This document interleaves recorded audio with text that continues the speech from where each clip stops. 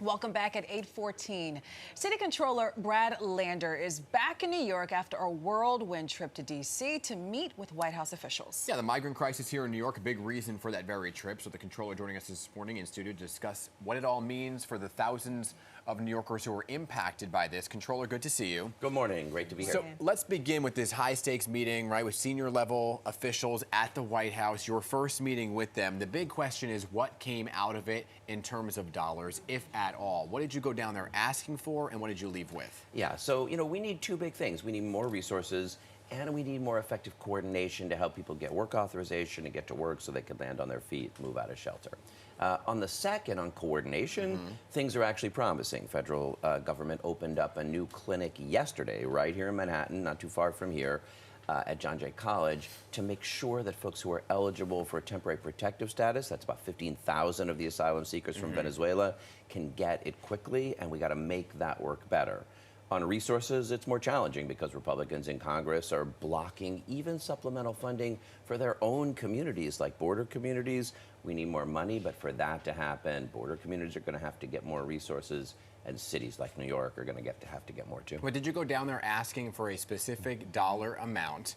And what was the answer from the White House about money? Because I know the other stuff is great progress, but money is what is needed. Well, both are needed. If we get people to get work authorization and move out of shelter, then the city will save billions of dollars. So I really don't want, that's money too. Yeah.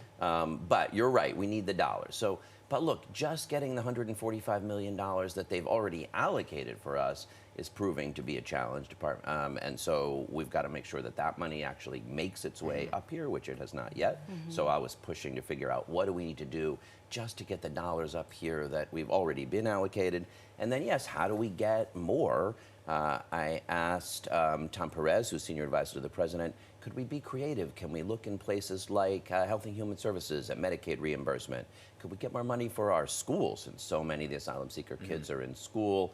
Mostly what he said is Congress allocates the funding, and if we can't get Republicans in Congress to vote for a supplemental funding package, we're not going to have more money to send to New York. And based on the need you just outlined, this is an urgent need. The mayor has been calling you to make this trip to Washington, D.C. Why did you wait, or what was the strategy in terms of why you went now as opposed to earlier? I mean, I've been in D.C. a lot of times in the past. I'll go a lot in the future. The mayor has his own trips as well.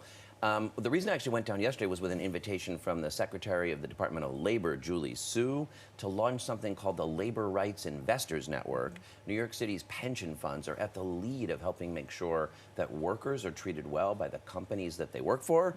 That's workers' capital, that's workers' money, that's cops and firefighters and teachers' pension funds. We're at the lead of investing in ways that advance worker rights. So that's why I went yesterday at the invitation for the Labor Secretary. While I was there, I said, this is a great time to go to the White House and meet with Tom Perez. This is a great time to go to the Department of Homeland Security and push to get those TPS applications moving as quickly as we can. The mayor has almost mocked you at times for saying that you were not there soon enough. And then, just yesterday said you weren't going to ask for the right amount of money. So did you ask for a certain dollar amount?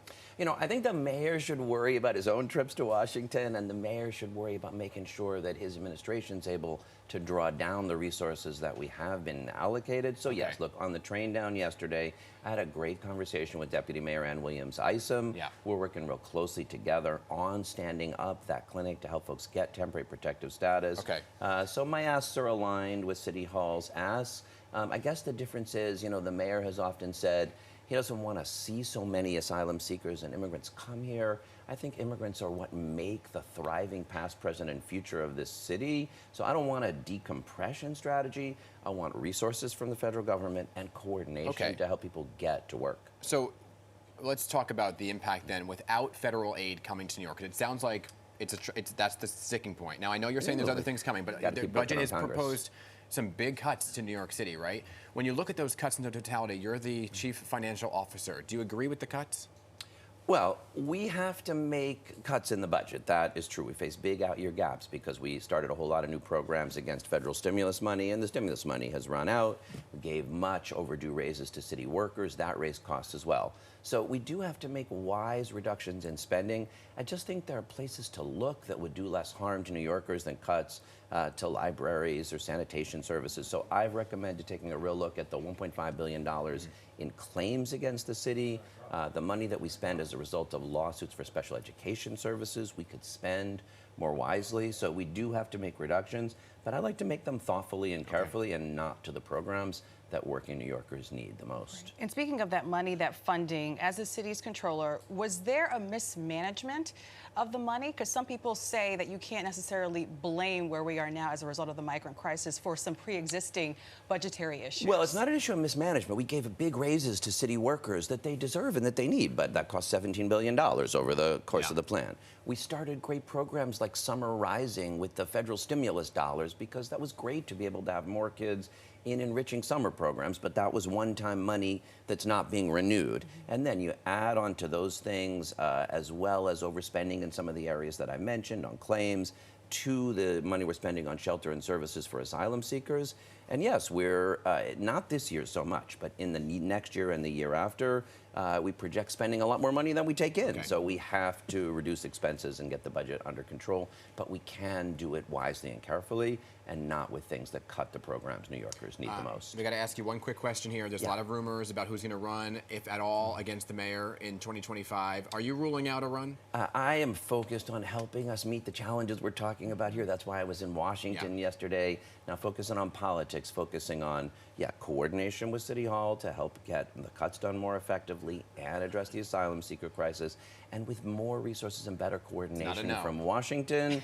I love the job I have. We're only not even 2 years yet into this term. Let's help the city rise to the challenge it faces. And there'll be time to deal with your questions in the coming days. Come back here if it changes. City Controller Brad Lander, thank you so much, and thank you so much for being with us. I really appreciate the invitation.